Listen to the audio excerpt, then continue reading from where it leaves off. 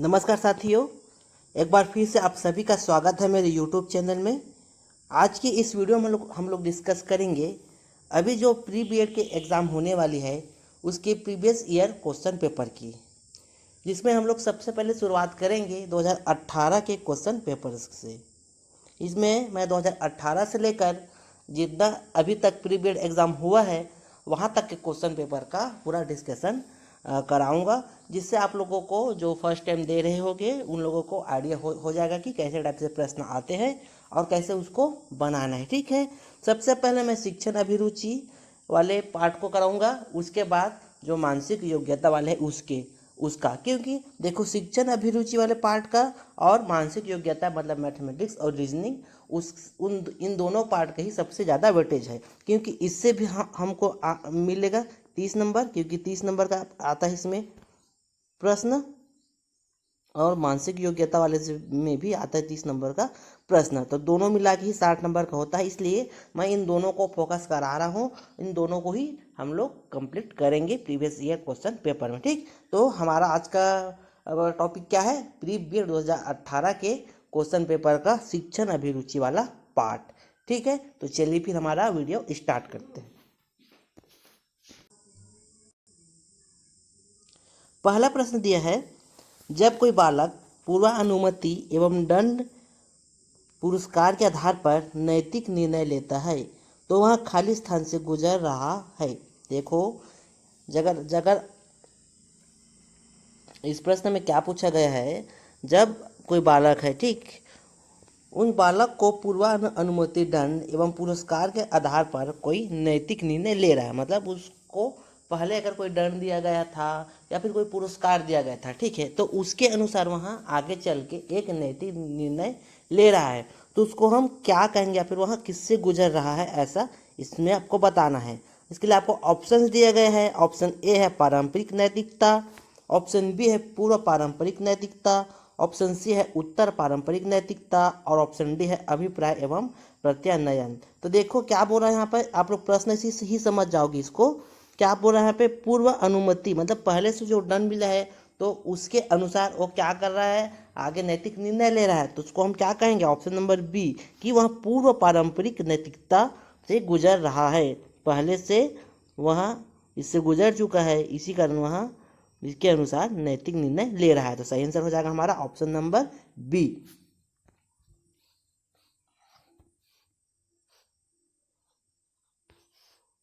ठीक, अगला प्रश्न देखते हैं। कार्यक्रमिक अधिगम में शिक्षण सामग्रियों को खालिस्तान स्तर से सुव्यवस्थित किया जाता है। कार्यक्रमिक अधिगम में शिक्षण सामग्री को हम खालिस्तान स्तर से सुव्यवस्थित करते हैं, इसको आपको बताना है। ऑप्शन ए है क्रमिक कठिनता स्तर, क्रमिक विभेदन स्तर, क्रमिक अवधि स्तर, क्रमिक विमर्शन स्तर। तो देखो क्या होता है, कार्यक्रमिक अधिगम में हम जो शिक्षण सामग्री है उसको उसकी कठिनता के अनुसार, उनके कठिनता स्तर के अनुसार सुव्यवस्थित करते हैं। तो सही आंसर हो जाएगा हमारा ऑप्शन नंबर ए, क्रमिक कठिनता के स्तर के अनुसार हम लोग उसको सुव्यवस्थित करेंगे। अगला प्रश्न है, स्थानापन्न अधिगम प्रक्रिया जिसका उपयोग व्यवहार मॉडलिंग अभ्यासों में होता है का सही क्रम क्या है? आपको बताना है। ऑप्शन ए है अभिप्रेरण, पेशी उत्पादन, धारणा एवं ध्यान। ऑप्शन बी है ध्यान, पेशी उत्पादन, धारणा एवं अभिप्रेरण। ऑप्शन सी है ध्यान, धारणा, पेशी उत्पादन एवं अभिप्रेरण। एंड ऑप्शन डी है धारणा, ध्यान, अभिप्रेरण एवं पेशी उत्पादन। इसका सही आंसर देखेंगे तो सही आंसर होता है ऑप्शन नंबर बी। कौन सा? ध्यान, पेशी उत्पादन, धारणा एवं अभिप्रेरण। सही बात है। देखो, सबसे पहले ध्यान होगा, फिर आपके पेशी का प्रोडक्शन जो भी उस कार्य करेगा, उत्पादन, उसके बाद धारणा, उसके बाद फिर क्या होगा, आपको अभिप्रेरण मिलेगा। तो सही क्रम है आपका ऑप्शन नंबर बी। अगला प्रश्न है, खेल के माध्यम से शिक्षा है मनोवैज्ञानिक है, अमनोवैज्ञानिक है, रचनात्मक प्रवृत्ति को दबाती है, समूह प्रवृत्ति को दबाती है? तो देखो, रचनात्मक प्रवृत्ति को नहीं दबाएगी, समूह प्रवृत्ति को नहीं दबाएगी, और अमनोवैज्ञानिक तो नहीं हो सकती है, तो हो गया आपका ऑप्शन नंबर ए, मनोवैज्ञानिक। तो सही आंसर कौन सा हो जाएगा हमारा? ऑप्शन नंबर ए, खेल के माध्यम से शिक्षा एक मनोवैज्ञानिक होती है। इसलिए देखो ना भाई कि आप प्ले स्कूल वगैरह बना है, आप लोग आजकल देखना कि बच्चे छोटे से रहते हैं, उनको खेल के माध्यम से सिखाते हैं। तो खेल के माध्यम से सिखाने का तात्पर्य क्या है, एक साइकोलॉजिकल एक मनोवैज्ञानिक रहता है कि बच्चे इससे जल्दी सीख जाते हैं, उसको जल्दी से याद रहता है। तो यह एक मनोवैज्ञानिक तरीका है। ठीक, तो सही आंसर है ऑप्शन नंबर ए। अगला प्रश्न है, निम्नलिखित में से कौन से तथ्य अच्छे परीक्षण की विशेषताओं से संबंधित है। ऑप्शन ए है विश्वसनीयता, वैधता, वस्तुनिष्ठता और ऑप्शन डी है उपरोक्त सभी। तो देखो अच्छे परीक्षण की विशेषता के अंतर्गत ये तीनों आते हैं, तो सही आंसर हो जाएगा हमारा ऑप्शन नंबर डी उपरोक्त सभी। अगला प्रश्न देखते हैं, भारत में इग्नू की स्थापना कब हुई। इग्नू की स्थापना आप कब हुई इसको आपको बताना है। इग्नू का फुल फॉर्म आप लोगों को पता ही होगा, Indira Gandhi national open university. ठीक, तो अगर इसका स्थापना वर्ष देखें तो इसका स्थापना वर्ष ऑप्शन नंबर सी 1985 में 1985 में आपके इग्नू की क्या हुई थी, स्थापना हुई थी। ठीक, अगला प्रश्न है, परिणात्मक प्रविधियां मापन करती है। ऑप्शन ए है शाब्दिक मापन का, ऑप्शन बी है अशाब्दिक मापन का, ऑप्शन सी है मौखिक एवं लिखित प्रविधियों का और ऑप्शन डी है इनमें से कोई नहीं। देखो परिणात्मक प्रविधियां जो है किसका मापन करती है इसको आपको बताना है। तो जो परिणात्मक प्रविधियां होती है वह आपके शाब्दिक मापन करती है। ठीक, क्या करती है, शाब्दिक मापन करती है। तो सही आंसर हो जाएगा हमारा ऑप्शन नंबर ए। अगला प्रश्न है, निम्नलिखित में से किसके लिए क्रियात्मक अनुसंधान की आवश्यकता होती है। ऑप्शन ए है सिद्धांत परीक्षण में, शोध प्रबंध लिखने में, सिद्धांत विकसित करने में, कक्षा की समस्या का समाधान करने में। तो इसका सही आंसर देखिए तो अनुसंधान की जरूरत हमको कब होती है, जब कक्षा की समस्याओं का समाधान करने के हम लोग प्रयास करते हैं। तो सही आंसर हमारा ऑप्शन नंबर डी। अगला प्रश्न है, निम्नलिखित में से कौन सा अनुदेशन का अनौपचारिक साधन है। आपको ऑप्शंस दिए गए हैं, टेलीकॉन्फ्रेंसिंग, रेडियो, ई टेलीविजन और ऑप्शन डी है उपरोक्त सभी। तो अनुदेशन मतलब इंस्ट्रक्शन होता है। जहाँ पर देखो इंग्लिश में आपको दिया, अगर समझ नहीं आता होगा, थोड़ा बहुत कई बार दिक्कत होती है हिंदी वर्ड, तो आप लोग इंग्लिश को भी एक बार देख लेना। ठीक है, कई बार प्रिंटिंग मिस्टेक भी हो जाता है, तो इंग्लिश में हमको समझ में आ जाता है कि वो क्या लिखा है। ठीक, तो देखो इंस्ट्रक्शन के लिए तो हमारा क्या है, तीनों सही है। टेलीकॉन्फ्रेंसिंग से भी हो सकता है, रेडियो से भी हो सकता है और ई टेलीविजन से भी हो सकता है। तो सही आंसर हमारा निकल के क्या है, ऑप्शन नंबर डी। सही आंसर है ऑप्शन नंबर डी। अगला प्रश्न है, शिक्षक द्वारा पढ़ाया जाने वाला विषय होना चाहिए। ऑप्शन ए है छात्रों के मानसिक स्तर के अनुसार, ऑप्शन बी है शिक्षक के ज्ञान के अनुसार, ऑप्शन सी है शिक्षक की रुचि के अनुसार, ऑप्शन डी है इनमें से कोई नहीं। तो आप लोग सभी लोग जानते हैं कि आज चल रहा बाल केंद्रित शिक्षण चलती है, इसलिए सही आंसर क्या हो जाएगा, छात्र के मानसिक स्तर के अनुसार होनी चाहिए। इसी को बाल केंद्रित कहते हैं भाई, इसको आप लोग जान लें कि छात्र के मानसिक स्तर के अनुसार अगर कोई पढ़ाया जा रहा है तो उसको हम क्या बोलते हैं, बाल केंद्रित शिक्षा भी कहते हैं। तो सही आंसर है option number A.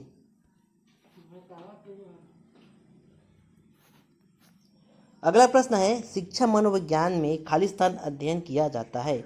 Option A है शिक्षा की उपयोगिता का, ऑप्शन बी है सीखने व शिक्षण की प्रक्रिया का, ऑप्शन सी है मनोविज्ञान के नियमों के उपयोग का और ऑप्शन डी है समस्याओं के मनोवैज्ञानिक समाधान के तरीकों। देखो क्या होता है, शिक्षा मनोविज्ञान में उपयोग किया शिक्षा मनोविज्ञान में हम लोग अध्ययन क्या करते हैं कि सीखने का और शिक्षण प्रक्रिया का। यही तो हमारा ना पेडालॉजी का मतलब क्या है, शिक्षण अभिरुचि का मतलब क्या है, सीखना कैसे है और सिखाना कैसे, इसी को सीखना है। तो सही आंसर कौन सा है, ऑप्शन आपका ऑप्शन नंबर बी, सीखने तथा शिक्षण की प्रक्रिया का अध्ययन करते हैं। किसमें, शिक्षण शास्त्र या फिर शिक्षण मनोविज्ञान में। अगला प्रश्न है, जो भी चीज़ें जटिल एवं कठिन होती है मस्तिष्क के लिए उत्तम होती है, इस उक्ति का प्रत्यक्ष संबंध खालिस्तान के सिद्धांत से है। ऑप्शन ए है औपचारिक अनुशासन, ऑप्शन बी है समरूप तत्वों, ऑप्शन सी है सामान्यीकरण और ऑप्शन डी है पक्षांतर। का सही आंसर देखें तो सही आंसर होगा ऑप्शन नंबर ए, औपचारिक अनुशासन सिद्धांत के लिए यहाँ प्रत्यक्ष संबंध दर्शाता है। अगला प्रश्न है, शैक्षिक लब्धि का सूत्र खालिस्तान है। ऑप्शन ए है मानसिक आयु बटे कालानुक्रम गुणित 100। ऑप्शन बी है शैक्षिक आयु बटे मानसिक आयु क्रॉस 100। ऑप्शन सी है शैक्षिक आयु बटे कालक्रम आयु गुणित 100। एंड ऑप्शन डी है मानसिक आयु बटे शैक्षिक आयु गुणा 100। इसका सही आंसर देखेंगे तो इसका सही आंसर होता है हमारा ऑप्शन नंबर सी। शैक्षिक आयु को हम लोग कालक्रम आयु से गुणा करके 100 से भाग देते हैं तो हमको क्या मिल जाता है, शैक्षिक लब्धि की प्राप्ति हो जाती है। तो सही आंसर हो जाएगा हमारा ऑप्शन नंबर सी। अगला प्रश्न है छात्रों के आवेगों का दमन करने से संभवतः क्या होगा। ऑप्शन ए वे अनुशासन मानने लगते हैं, उनमें विद्रोह की भावना पनपने लगती है, उनकी सृजनात्मक शक्ति कुंठित हो जाती है, और ऑप्शन डी है बी और सी दोनों। तो देखो अगर हम लोग छात्रों के आवेगों का दमन करेंगे तो क्या होगा इसको हमको बताना है। तो क्या होगा, सबसे पहले तो उसमें विद्रोह की भावना पनपेगी और दूसरी क्या होगी, उनकी जो सृजनात्मक शक्ति है वह क्या हो जाएगी, कुंठित हो जाएगी। तो सही आंसर क्या हो जाएगा हमारा option number option number D, B और सी दोनों। वे अनुशासन मानने लगेंगे तो बिल्कुल नहीं होगा, बल्कि वो एकदम विद्रोह करने लग जाएंगे। तो ऑप्शन नंबर ए तो बिल्कुल ही गलत है, ये नहीं हो सकता। ठीक, तो बी और सी दोनों, मतलब ऑप्शन नंबर डी इसका सही आंसर होगा।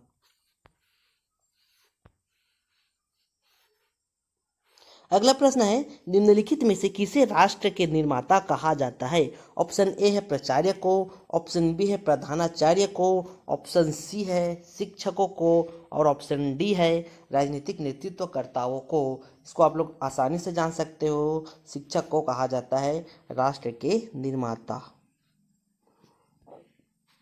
शिक्षण के दौरान एक शिक्षक उदाहरण देते हैं क्योंकि देखो शिक्षण के दौरान आप लोग पढ़े होंगे या फिर कोई अगर पढ़ाता होगा तो एग्जाम्पल देते होंगे, ठीक है। तो उसको क्यों देते हैं इसको आपको बताना है। ऑप्शन ए है छात्रों का ध्यान आकर्षित करने के लिए, ऑप्शन बी है पाठ को रोचक बनाने के लिए, ऑप्शन सी है पाठ को समझाने के लिए, और ऑप्शन डी है पाठ को लंबे समय तक पढ़ाने के लिए। इसका सही आंसर देखें तो सही आंसर होगा ऑप्शन नंबर सी। क्या होता है कि हम लोग जो पाठ है उसको समझाने के लिए क्या करते हैं, एक उदाहरण देते हैं कि उससे क्या होता है और बच्चे को अधिक समझ में आता है, क्योंकि वहाँ क्या अगर उससे रिलेटेड चीज़ बताना है, ऐसा नहीं एग्जाम्पल देना कि कुछ भी एग्जाम्पल नहीं देना है। हम लोग क्या करते हैं, अगर कोई पढ़ा रहे हैं उससे रिलेटेड चीज़ बताते हैं ताकि बच्चे उससे कनेक्ट कर पाए, और जैसे कनेक्ट करते हैं तो वो लोग आसानी से समझ पाते हैं। इसलिए बोला जाता है कि पाठ को समझाने के लिए हम लोग क्या चीज़, उदाहरण का उपयोग करते हैं। अगला प्रश्न है छात्रों को उत्तम नागरिक बनाने हेतु शिक्षक को क्या करना चाहिए।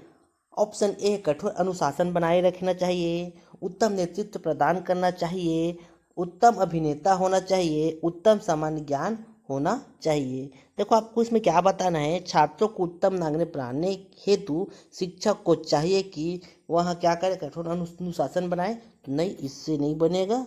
उत्तम नेतृत्व प्रदान कर, हाँ तो ये बिल्कुल सही आंसर है। अगर वह उत्तम नेतृत्व प्रदान करता है तो क्या होगा, छात्र एक अच्छे नागरिक, एक उत्तम नागरिक बन सकते हैं। तो सही आंसर आपका ऑप्शन नंबर बी। अगला प्रश्न है विकासात्मक कार्य तथा शिक्षा क्षेत्र में खालिस्तान का योगदान प्रशंसनीय है। ऑप्शन ए है स्किनर, ऑप्शन बी है हेविंगहर्स्ट, एंड ऑप्शन सी है जोन्स, और ऑप्शन डी है कौन सा, हरलॉक। इसका सही आंसर देखें तो सही आंसर है आपका ऑप्शन नंबर बी। कौन सा, क्या नाम है इसका, हेविंगहर्स्ट का एक बहुत ही प्रशंसनीय योगदान है शिक्षण शास्त्र के क्षेत्र में। यहाँ एक क्या है, एक मनोवैज्ञानिक है। तो सही आंसर हमारा ऑप्शन नंबर बी। अगला प्रश्न है पियाजे के अनुसार 12 से 16 वर्ष की आयु के बालक संज्ञानात्मक विकास की खालिस्तान अवस्था में होती है। ऑप्शन ए है औपचारिक संक्रिया अवस्था, ऑप्शन बी है संवेदी पेशी अवस्था, ऑप्शन सी है ठोस संक्रिया, और ऑप्शन डी है प्राक संक्रियात्मक अवस्था। इसका सही आंसर देखेंगे तो सही आंसर निकल के आता है हमारा ऑप्शन नंबर ए, औपचारिक संक्रियात्मक अवस्था में होती है बच्चे कब, 12 से 16 वर्ष की आयु में, पियाजे के अनुसार। अगला प्रश्न है केलर योजना किसे कहा जाता है। ऑप्शन ए है निर्देश के व्यक्तिक क्रम को, कंप्यूटर सहायता प्राप्त निर्देश को, रेखी प्रोग्राम को, और आखिर में क्या है शाखा प्रोग्राम को। तो जो निर्देश के व्यक्तिक क्रम होते हैं उसे ही हम क्या कहते हैं, केलर योजना कहते हैं। तो सही आंसर निकल के कौन सा आएगा हमारा, ऑप्शन नंबर ए।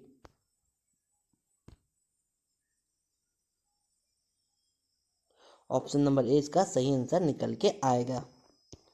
अगला प्रश्न है बुद्धि लब्धि खाली स्थान का उदाहरण हो सकता है। ऑप्शन ए है अंतराल मापनी, नामिक मापनी, अनुपात मापनी और क्रमिक मापनी। इसका सही आंसर देखें तो सही आंसर होगा ऑप्शन नंबर सी, अनुपात मापनी का उदाहरण है कौन सा, बुद्धि लब्धि आईक्यू लेवल। मानसिक स्वास्थ्य है संपूर्ण व्यक्ति का समग्र कार्य करना, सामंजस्य के लक्षण, अत्यधिक उत्साह, क्रोध का प्रदर्शन। इसको आप लोग देख के ही जान जाओगे कि option B negative, option C negative, option D भी नेगेटिव। पॉजिटिव कौन है, ऑप्शन नंबर ए। तो सही आंसर कौन सा, संपूर्ण व्यक्तित्व का समग्र कार्य करना ही एक अच्छा मानसिक स्वास्थ्य कहलाता है। अगला प्रश्न है निम्नलिखित नीतियों में से कौन सी नीति पाठ का परिचय देने के लिए सबसे अधिक उपयुक्त है। ऑप्शन ए है व्याख्यान मतलब लेक्चर, ऑप्शन बी है प्रदर्शन, ऑप्शन सी है प्रश्न पूछना और ऑप्शन डी है व्याख्या। इसका सही आंसर देखेंगे तो क्या है, आपका जो प्रदर्शन है यह एक उपयुक्त तरीका होगा किसके लिए, आपके नीति पाठ का परिचय देने के लिए। ठीक। अगला प्रश्न है एक प्रभावशाली शिक्षक खालिस्तान के मानकों को अपनाता है। ऑप्शन ए है एक तंत्री समाज, ऑप्शन बी है प्रजातांत्रिक समाज, ऑप्शन सी है ए और बी दोनों, और ऑप्शन डी है इनमें से कोई नहीं या फिर उपरोक्त में से कोई नहीं। तो जो प्रभावशाली शिक्षक होता है ना भाई, वो आपके क्या करता है, प्रजातांत्रिक समाज के मानकों को अपनाता है। तो सही आंसर निकल के आएगा हमारा ऑप्शन नंबर बी। अगला प्रश्न है वह व्यवहार जो यह दिखलाता है कि किसी अध्ययन में मात्र कोई प्रयोजन होने से ही व्यक्ति का व्यवहार परिवर्तित हो सकता है को खालिस्तान कहा जाता है। ऑप्शन ए है प्रयोगकर्ता प्रभाव, ऑप्शन बी है आत्म परिपूरक पूर्व कथन, ऑप्शन सी है पिग्मेलियन प्रभाव और ऑप्शन डी है हार्थोर्न प्रभाव। इसका सही आंसर देखेंगे तो सही आंसर निकल के आता है हमारा ऑप्शन नंबर डी, इसको कहा जाता है हार्थोर्न प्रभाव कहा जाता है। अगला प्रश्न है एक बालक को किसी के नाम एवं चेहरा के विषय में जल्द ही याद आ जाता है, इस तरह की अधिगम शैली को क्या कहा जाता है। ऑप्शन ए है ठोस शैली, ऑप्शन बी है क्षेत्र स्वतंत्र शैली, ऑप्शन सी है क्षेत्र आश्रित शैली और ऑप्शन डी है स्वतंत्र शैली। इसका सही आंसर देखिए, सही आंसर निकल के आता है हमारा ऑप्शन नंबर बी, इसको क्या कहा जाता है, क्षेत्र स्वतंत्र शैली कहा जाता है। तो सही आंसर है ऑप्शन नंबर बी। किसके लिए भाई, जब एक बालक है ठीक, उस बालक को किसी का नाम व चेहरा के विषय में जल्दी याद आ जा रहा है, तो इस अधिगम शैली को हम लोग क्या कह सकते हैं, क्षेत्र स्वतंत्र शैली कह सकते हैं। अगला प्रश्न है खाली स्थान पद का उपयोग कुछ मनोवैज्ञानिकों द्वारा किसी परिवर्त्य पर दिए गए आधारभूत अनुवांशिक प्रारूप पर संभावित उपलब्धि के प्रसार के लिए किया जाता है। ऑप्शन ए है प्रतिक्रिया प्रसार, ऑप्शन बी है अवसीमा प्रसार, ऑप्शन सी है प्रतिवर्त प्रसार और ऑप्शन डी है अनुवांशिक प्रसार। इसका सही आंसर होगा ऑप्शन नंबर ए, कौन सा, प्रतिक्रिया प्रसार कहा जाता है। तो सही आंसर है ऑप्शन नंबर ए, प्रतिक्रिया प्रसार पद का उपयोग किया जाता है। अगला प्रश्न है मनोवैज्ञानिक जो विशेष समूह के बालकों की शिक्षण अधिगम प्रक्रियाओं का अध्ययन कक्षाओं में करते हैं खाली स्थान कहलाता है। वह जो मनोवैज्ञानिक है ना, वो विशेष समूह के बालों की शिक्षण उसकी शिक्षण अधिगम प्रक्रियाओं का अध्ययन अगर वह कक्षा में ही कर रहा है तो उसको हम लोग क्या कहेंगे। ऑप्शन ए शिक्षा मनोवैज्ञानिक, ऑप्शन बी है परामर्शदाता, मनोचिकित्सक, मनोविश्लेषक।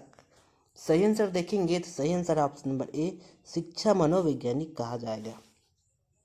अगला प्रश्न है स्पेनिश भाषी अधिक आसानी से फ्रेंच भाषा में प्रवीणता प्राप्त कर लेते हैं, इस प्रक्रम को खालिस्तान कहा जाता है। ऑप्शन ए है धनात्मक अंतरण, ऑप्शन बी है ऋणात्मक अंतरण, ऑप्शन सी है शून्य अंतरण एंड ऑप्शन डी है पार्श्विक अंतरण। देखो इसमें क्या हो रहा है, पॉजिटिविटी हो रहा है ना भाई, क्या कर रहा है, अधिक आसानी से फ्रेंच भाषा की प्रवीणता को प्राप्त कर लिया है कौन से स्पीसी भाषी लोग। ठीक, तो इसको हम लोग क्या मानेंगे, पॉजिटिव पॉजिटिव चीज हो रहा है, तो इस प्रक्रम को क्या कहेंगे हम लोग, ऑप्शन नंबर ए धनात्मक अंतरण प्रक्रम कहते हैं। तो सही आंसर ऑप्शन नंबर ए। अगला प्रश्न है, रमेश इस बात की जानकारी में अभिरुचि रखता है कि लोग अपने कार्य में किस तरह का व्यवहार करते हैं। अगर वह इस अभिरुचि को अपना जीवन वृत्ति कैरियर बनाना चाहता है तो निम्नलिखित में से कौन सा क्षेत्र सबसे उपयुक्त होगा। ऑप्शन ए है औद्योगिक संगठनात्मक मनोविज्ञान, न्यायिक मनोविज्ञान, पर्यावरणीय मनोविज्ञान, मानव कारक मनोविज्ञान। तो इसका सही आंसर होगा ऑप्शन नंबर ए संगठनात्मक मनोविज्ञान। अगर वह क्या क्या चीज़ में अभिरुचि रख रहा है कि लोग अपने कार्य में किस प्रकार से कार्य करते हैं, इनको जानने में अभिरुचि रख रहा है, तो अगर वह क्या करेगा, औद्योगिक संगठन मनोविज्ञान पढ़ेगा, उसको अपने करियर में शामिल करेगा, तो यहाँ ज़्यादा उपयुक्त रहेगा उनके लिए। ठीक, सही आंसर निकल का है हमारा ऑप्शन नंबर ए। ठीक है, तो ये थी हमारे आज के इस वीडियो की कितनी टोटल 30 क्वेश्चन। यहाँ था हमारा क्वेश्चन, मैं शुरू में बताया था 2018 के प्री बीएड का पेपर है ये, जिसमें हम लोग देखें कि किसका सिर्फ पेडोलॉजी का ही देखें हम लोग। और इसको मैं और आगे बढ़ाऊंगा, आपका 19, 21, 22, 23 जितना भी पेपर हुआ है 18 के बाद का, उन सभी पेपर का प्रीवियस ईयर का जो क्वेश्चन है उसको मैं कराऊंगा, ताकि आप लोगों को एक आइडिया मिल जाएगा। और बहुत सारे क्वेश्चन इससे आ ही जाते हैं, क्योंकि प्री बीएड का पेपर है -5 रहता है, इससे पूछ दिया जाता है, तो इससे आप लोगों को बेनिफिट होगी। ठीक है, इसके साथ साथ ही मैं बताना चाहूँगा, हम लोग जो सीजी टेट के लिए स्टार्ट किए हैं एमसीक्यूज की सीरीज, वो थोड़ा सा भी रुका हुआ है, क्योंकि थोड़ा सा अभी शेड्यूल बिजी था इसी कारण। लेकिन हम लोग समायोजन, अगला हमारा टॉपिक क्या रहेगा, समायोजन, तो उसी से हम लोग अगला एमसीक्यूज करने वाले हैं समायोजन से। तो अगर आप लोग अच्छे से और पढ़ना चाहते हो तो थोड़ा सा और पढ़ लो समायोजन को, ताकि आप लोगों को और अच्छे से समझ में आ जाएगा। आप लोग एमसीक्यू लगा सकते हो डायरेक्ट, आप लोग पहले पढ़ लो, फिर जो मैं एमसीक्यू लाऊंगा उसमें लगा सकते हो, फिर आप लोगों को अपना खुद का टेस्ट हो जाएगा कि आप लोग कहाँ कितने पानी में हो और कितने नहीं हो। ठीक है, तो मिलते हैं अगले वीडियो में, तब तक के लिए आप सभी का बहुत बहुत धन्यवाद मेरा वीडियो देखने के लिए। और जो लोग चैनल में नए हो, आप लोग मेरे चैनल को सब्सक्राइब करके ज़रूर जाइएगा, क्योंकि बहुत मेहनत लगता है भाई एडिट करने में, वीडियो बनाने में, फिर उसको अपलोड करने में। ठीक है, तो अगर कोई प्री बीएड वाले हो या प्री डीएड वाले हो, तो सब लोगों के लिए यह काम में आएगा। हो सकता है मैं प्री डीएड का भी लाने का प्रयास करूंगा, लेकिन फिलहाल तो मैं सिर्फ प्री बीएड का कराऊंगा, इतना मैं एकदम कंफर्म बता दे रहा हूँ। प्री बीएड का आप लोगों का मैं कंप्लीट करा दूंगा, 18 से लेकर जो 23 तक का अपना हुआ है ना प्री बीएड का एग्ज़ाम, उसको। ठीक है, इसके साथ साथ ही अगर और आप किसी और कंपटीशन एग्जाम की तैयारी कर रहे हो, तो मेरे चैनल में उन सभी एग्जाम का तैयारी कराया जाता है, तो आप लोग चैनल को सब्सक्राइब करके जरूर जाएगा। ठीक है, मेरे वीडियो देखने के लिए आप सभी का धन्यवाद और जय जवाहर जय छत्तीसगढ़।